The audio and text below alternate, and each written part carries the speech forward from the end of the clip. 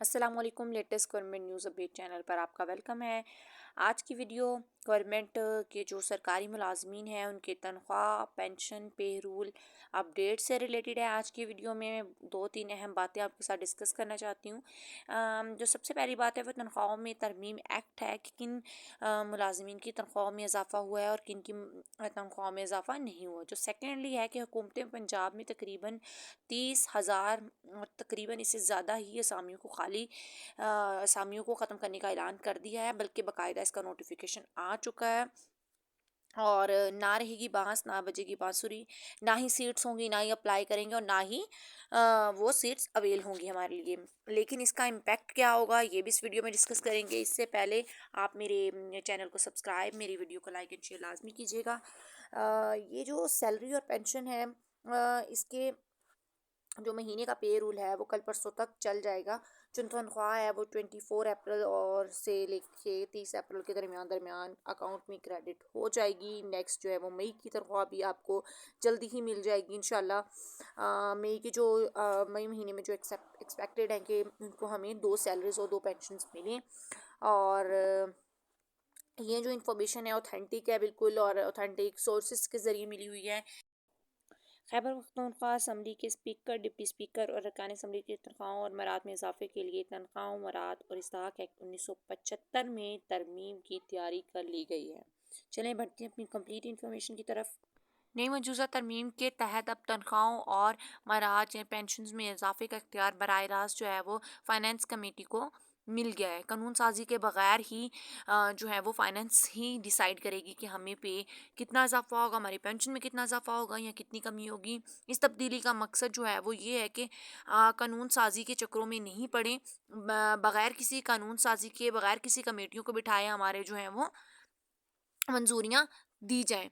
वाज़ेह रहे कि ये इक़दाम जो है वो 26 अप्रैल में सामने आया है, जिसके तहत सूबाई असम्बली के मेंबरान की मराद में इजाफ़े की कोशिशें तेज़ कर दी गई हैं।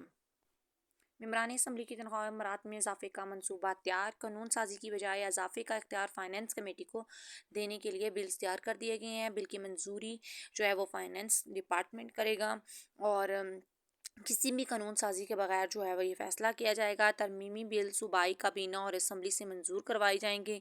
नए बिल्स पास होने पर मौजूदा नाकदुल अमल कवायद मनसूख हो जाएंगे। महकमा कानून स्पीकर, डिप्टी स्पीकर और मेंबरान असम्बली की तनख्वाह में इजाफे का इख्तियार तरमीमी बिल की खामियां दूर करेंगे। मेंबरान असम्बली की तनख्वाहें वगैरह से मुतल्लिक इख्तियार असम्बली की फाइनेंस कमेटी के पास जाएगा। ज़राए के मुताबिक बिल की मंजूरी की सूरत में सरकारी मुलाजमीन की तनख्वाहों में इजाफे का ऐलान के साथ साथ finance committee, speaker, deputy speaker और मेंबरान की तनख्वाह में भी इजाफे का फैसला कर लिया गया है।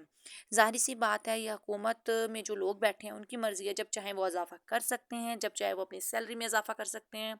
जब लेकिन गरीब मुलाजमीन की बारी आती है, पेंशनर की बारी आती है, तो वो IMF बिठाते हैं, कमेटी बिठाते हैं और IMF के बहाने लगाते हैं कि वो फैसला नहीं दे और IMF को बिला वजह बीच में घसीटते हैं।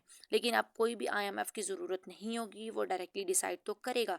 लेकिन ये लोग अपनी जो है तनख्वाहों में रिसेंटली ही इनकी तनख्वाहों में एक खासी अमाउंट का इजाफा हुआ है। लेकिन जब बारी आती है छोटे पेंशनर्स, छोटे सरकारी मुलाजमीन की, तो उनकी पेंशन जो होती है वो 5 से 10% से बढ़ाते हैं और अलाउंसेस भी काट लिए जाते हैं। अभी भी हमारे जो सड़कों पे जलील हो रहे हैं लोग, बलोच लोग कराची, सिंध, पंजाब और डिफरेंट जो भी हमारे सूबे हैं उनमें जलील हो रहे हैं सड़कों पे आके। वो अपनी एहतजाज करें कि उनके अलाउंसेस ना काटे जाएं, उनकी जो पेंशन है उसमें एक अच्छी अमाउंट में इजाफा किया जाए, लेकिन कोई नहीं सुनता। चलें, लेकिन फिर भी फाइनेंस डिपार्टमेंट डायरेक्टली इसको हैंडल करेगी कि जितनी इजाफा होगा हमें IMF को नहीं देखना पड़ेगा और कमेटियाँ भी नहीं बिठानी पड़ेंगी। नेक्स्ट हमारे पास जो नोटिफिकेशन है वो खाली असामियों को जो ख़त्म करने के लिए है, जो 20 अप्रैल को आया था कि इसमें जो होंगी जितनी भी असामियाँ खाली हैं उनको ख़त्म कर दिया। आलमोस्ट वो 3,391 जो असामियाँ हैं उनको ख़त्म कर दिया गया है। ज़ाहिर सी बात है इसका इम्पैक्ट तो पड़ेगा। जो SST की जो खाली असामी होगी, अब EST जो है वो उसकी प्रमोशन रुक जाएगी। वो SST की खाली अगर को ख़त्म कर दिया गया है तो EST प्रमोट होकर SST में नहीं जाएगा, तो इसका बहुत बड़ा इम्पैक्ट तो हमारी एजुकेशनल डिपार्टमेंट पे पड़ेगा।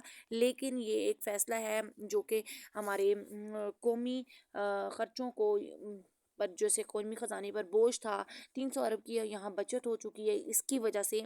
लेकिन ये अभी भी अपने ही बारे में सोच रहे हैं, सरकारी मुलाजमीन के बारे में नहीं सोच रहे। जो हमारी तनख्वाहें हैं वो इंशाल्लाह 24 और 25 तारीख तक अप्रैल की मिल जाएंगी। और अभी 2 दिन माह से जो होता है वो यकम की बजाय एडवांस ही 24 और 25 तक मिल जाती हैं, हमारे अकाउंट्स में क्रेडिट हो जाती हैं।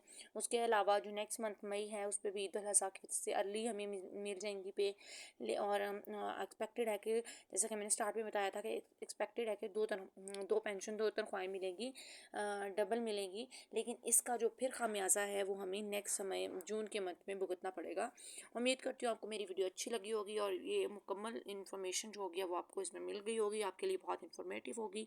तो इस तरह की वीडियोस देखने के लिए मेरे चैनल को सब्सक्राइब करें, मेरी वीडियो को लाइक एंड शेयर लाजमी कीजिएगा और लाजमी बेल आइकन दबाइएगा ताकि आपको नोटिफिकेशन मिलता रहे कि आपको मेरी जो भी नई वीडियो आए। Thank you so much. Allah हाफिज़, ख्याल रखिएगा।